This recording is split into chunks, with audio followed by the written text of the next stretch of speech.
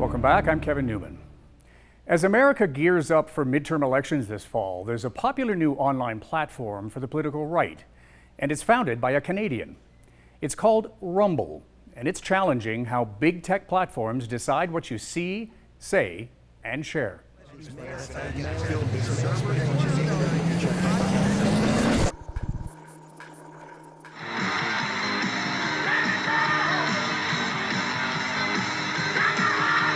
So much about the protest took Canadians by surprise.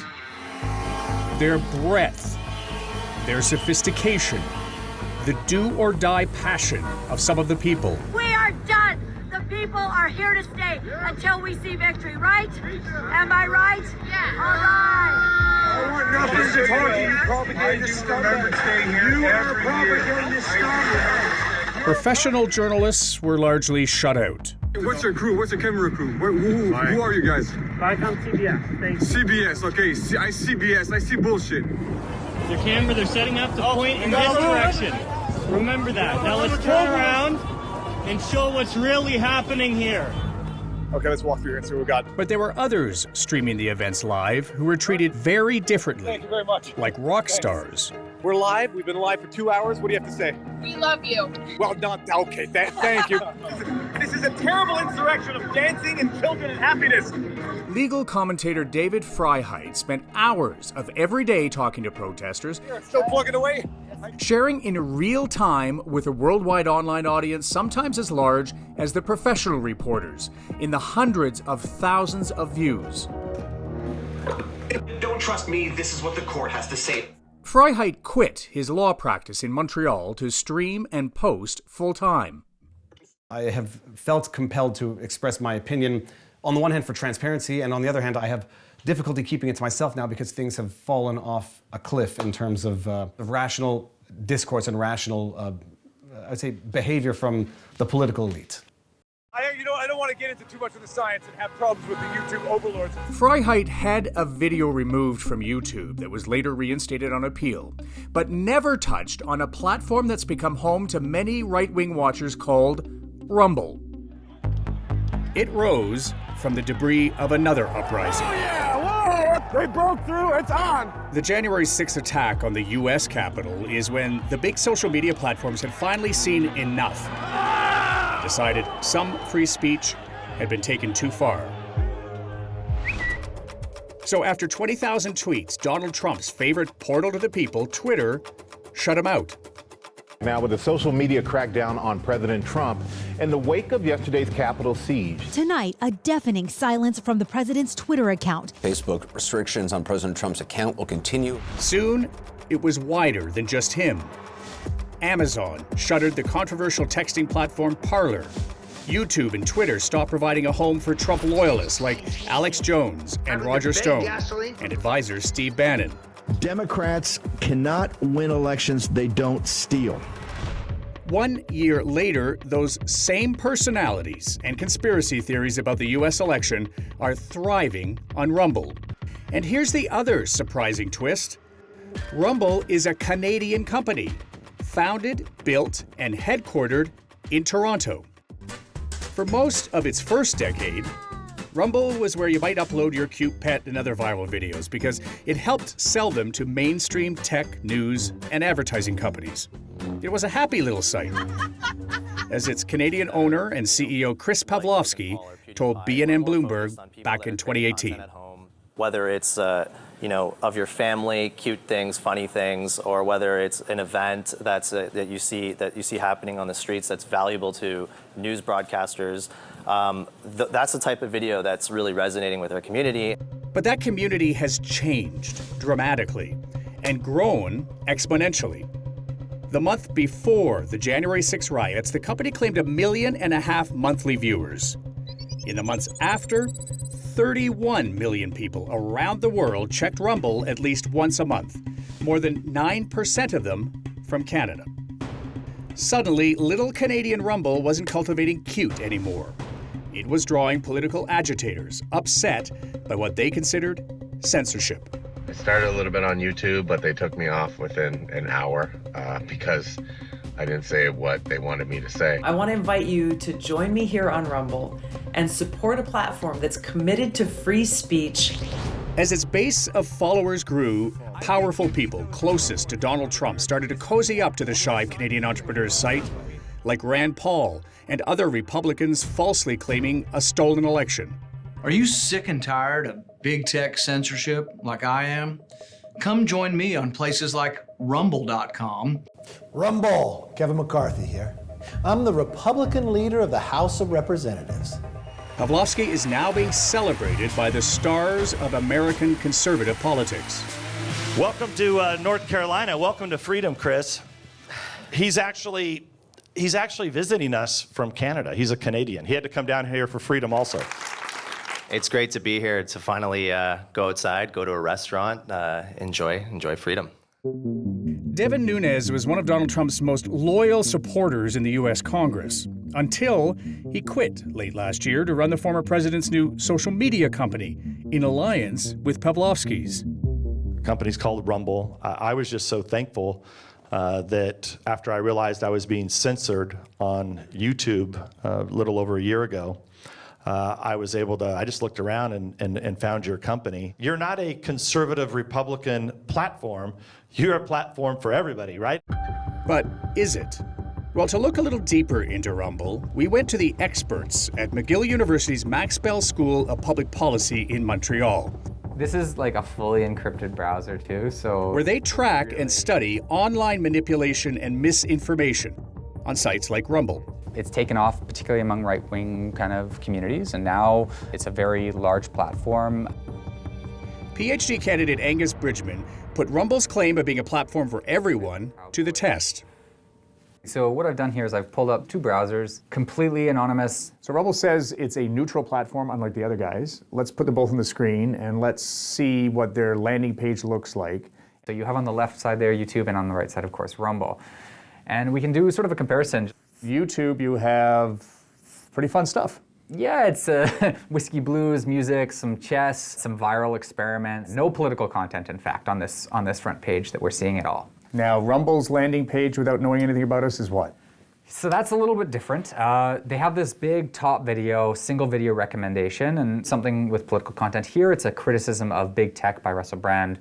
That's what it's pushing new users to. So it's not really neutral in that it's not a plethora of various types of things. It tends to be on the political spectrum of some sort. Yeah. I mean, we know the viewership of Rumble tends towards the right in both Canada and the United States. Well, we wanted to get Rumble's opinion on that. So we visited its headquarters in this small office building in downtown Toronto. On the day we dropped by, its fourth-floor offices were locked and appeared empty. We also tried multiple times over 3 months to contact Chris Pawlowski directly, his company and publicity agency, asking for an interview. At the tone, please record your message. Hi, this is a message for Chris Pawlowski. We never heard back. Chris Pawlowski's slim online profile says he grew up near Toronto and is involved in the Macedonian community. He's outsourced much of Rumble's work to another company he co-owns based in North Macedonia, where a magazine cover in 2012 boasted of him being a popular employer in that country. When he does grant interviews, they're usually with the who's who of wealthy and influential American conservative media. Chris, congratulations. Like Fox Business host Maria Bartiromo. What we've seen in the last year has been an incredible growth story. That is just terrific. I mean, Chris, that's what you want to see. And when America's top podcaster Joe Rogan got in hot water on Spotify, Rumble's Pawlowski publicly offered to match the lucrative Spotify deal, writing, "How about you bring all your shows to Rumble with no censorship for $100 million bucks?" So why is big tech censoring? Well, those rules are trying to combat hate, lies about the U.S. presidential election, and misinformation about COVID and its treatments. On YouTube, telling your viewers that vaccines do not reduce risk of contracting illness can result in your channel receiving a strike or being terminated. And on Facebook, we want to make sure that our policies help to protect people from harmful content. But on Rumble, There's the What's Up Canada channel, where anyone can promote COVID therapies not approved by Health Canada. I'm not allowed to. It's illegal. They're afraid of losing their license. I have served Canada in the Canadian Armed Forces. And when a Canadian major broke ranks and went on YouTube to support the truckers' protests, they have knowingly betrayed you and me under the lie of safety. The big tech platforms removed the video within hours, but not Rumble. We don't want to tell you what's right or what's wrong. We don't want to get involved in fact checking. We don't want to get involved in any kind of editorializing of your content. You can have the discussion that you want to have without any obstruction from us whatsoever. So what responsibility do you feel personally then for the tone and tenor of your posts? I'm responsible for the tone and tenor of my posts. How it might affect someone, when someone hears dog whistles everywhere, I'm not responsible for someone having audible hallucinations, hearing dog whistles where they don't exist. But when the Quebec government forced another curfew, there was no mistaking his message. Bunch of hypocrites, corrupt losers, and everybody knows it. And the less everybody says about it, man, the more deep this mass formation psychosis goes. I was just looking at some of the comments, and some of them, frankly, are inciting violence. One guy says it's probably time for Canadians to start making sure they have enough ammo, start finding out which federal officials live in their neighborhoods, yada, yada, yada. It's still there. When you see things like that are clearly inciting violence inside the Rumble ecosystem, how do you flag it? How do you get it taken down? Have you ever done it? Or on Rumble, I don't want to be mean to Rumble. I don't read the comments on Rumble as much as I do on YouTube, just because. But isn't that part of your responsibility as someone who is to read thousands of comments? To understand how what you say is impacting people. We've addressed 100%. That's why I don't incite violence. I don't encourage people to break the law. I tell people when you do things like that, all that it does is give ammo to politicians in terms of going after people. It gives ammo to journalists who then want to say, look what's on your site. Look how radical these people are. You're on the internet. There's a lot of discourse on the internet that is hyperbole, that is people behind the anonymity of their keyboards that feel very comfortable saying idiotic things. But in the case of Rumble, some of that discourse is of interest to U.S. congressional investigators. W5 obtained a letter sent to Pawlowski in August, ordering him to preserve certain posts related to the January 6th riots. But again, Rumble wouldn't respond when we asked if they had complied with that congressional order. Coming up, we don't want to get involved in fact checking. A new platform for the right-wing cause. We have to keep fighting exactly like we are for right now. When W5 continues.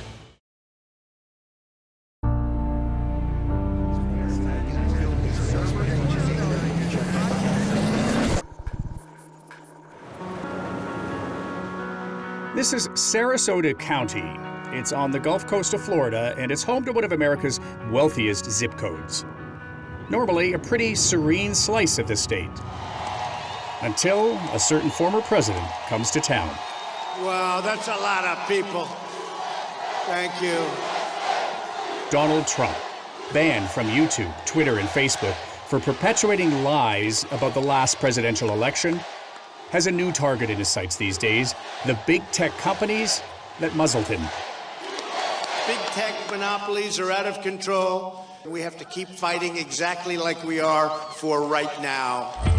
The bigger social media platforms refused to stream this rally, but an upstart did. A Canadian-based video platform called Rumble that is now home to many of Trump's closest allies and family. And when we push back against the insanity, we can win, and that's how this all ends, okay? Donald Trump Jr. sharing support for Canadian truckers on Rumble. So let's support these truckers fighting for freedom, fighting as patriots in their country and patriots in America. Big news from Canada. He's joined by other conservative American heavyweights like Sean Hannity. And more recently, libertarians like Russell Brand. What's going on with these Canadian truckers? Who are now earning exclusive deals with Rumble. Canadian Chris Pawlowski started Rumble in 2013, hoping to challenge YouTube. Its headquarters in Toronto may not be here for long, as he hints to this conservative interviewer. You are a scary Canadian with that draconian government you have over there. Do we have any plans on that front? We're planting a large presence in the United States, and we're super excited about that. That's I understand everybody's concerns about being in Canada. That's those are concerns. We don't know where that's going to go here in Canada yet. The laws are still kind of, they haven't been passed yet, but it's definitely a concern. What Rumble's CEO is concerned about are proposed new Canadian government regulations making tech platforms in Canada more responsible for content. Those rules are still under debate. But Florida's Republican Governor Ron DeSantis assured Rumble that it wouldn't face that responsibility if it's set up in Florida, saying in a statement, "We support its mission to promote free expression and stand up to big tech censorship." In Florida, we are not going to let the terms of the debate in our country be set by oligarchs in Silicon Valley. DeSantis has a Rumble channel too, and is also eyeing the White House. His support for Rumble helped Sarasota's all-Republican County Council give the Canadian company a $1 million grant to establish a new office there. Now, Rumble isn't public about where it's setting up in America, but W5 found its new home here, in a business park on Longboat Key. That's a sliver of land in Sarasota County with pretty spectacular views. It's where Rumble is building its independent cloud, that's a virtual storage service, to compete with Amazon and Microsoft, and to protect its most high-profile new client, Donald Trump's new texting app called Truth Social. We absolutely will have a cohesive relationship with Trump Media and Technology Group. There is no competition here. We're partners. And now Rumble is about to sell shares of the company to the public on NASDAQ.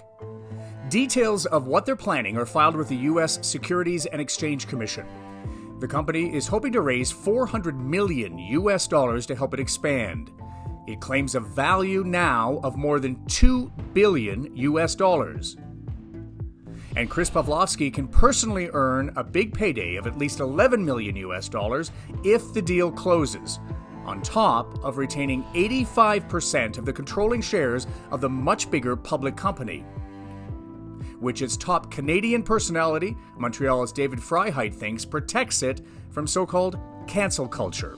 Pavlovsky's going to own 85% of the voting shares once this company goes public. Yeah, no, right. Does that concern you at all? Because that's even more of a percentage of the voting shares than Mark Zuckerberg has over Facebook. I mean, should any one individual have that big an influence over a tech platform? Well, it's a risk if the person decides to become evil. It's also a risk to have 49% control and not have control of the company, and then see it go the way of we don't want content on election stuff because advertisers don't feel comfortable.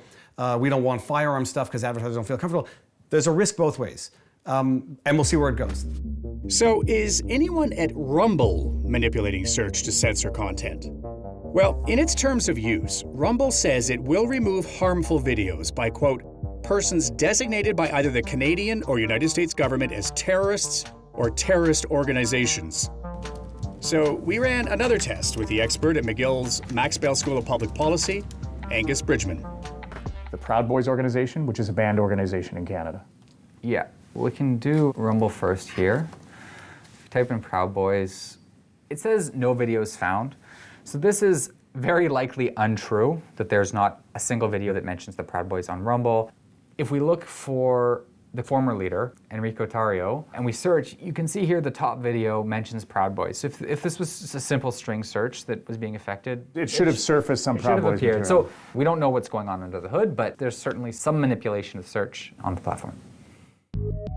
Now, W5 wanted to ask Pavlovsky in person about that claim, so we tried one final approach, delivering our questions in writing to their new Florida office.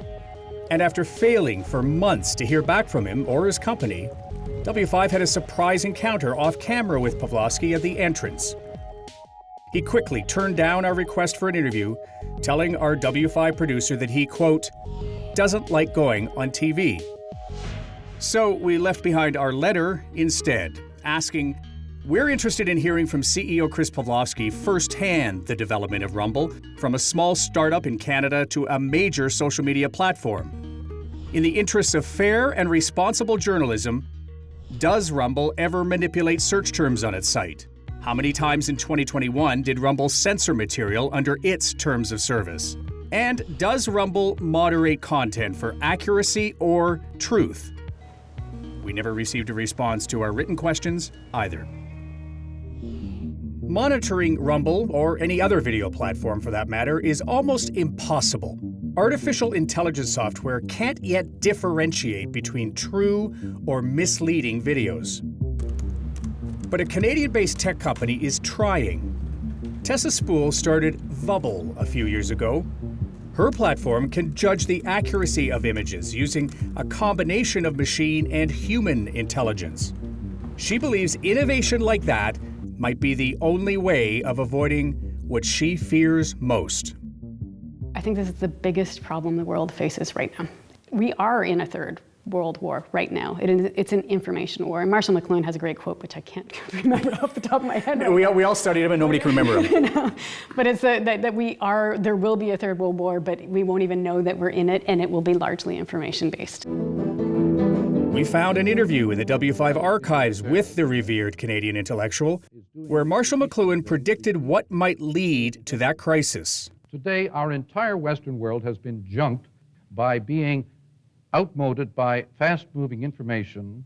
Junked by fast-moving information. His prediction of 50 years ago.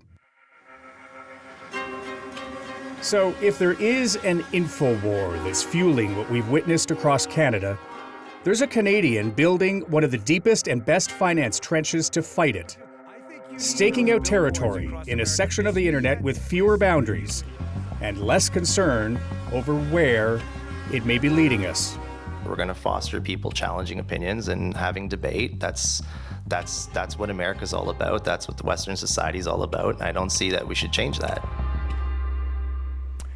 When our story first aired, we reported that YouTube had removed a post from David Freiheit, and Facebook had challenged some of his posts, while Rumble had done neither. Mr. Freiheit informed us that YouTube had reinstated his COVID post on appeal, and Facebook challenges are automatically generated for most COVID content. So we immediately clarified those references in online versions of the story and the one that you just watched.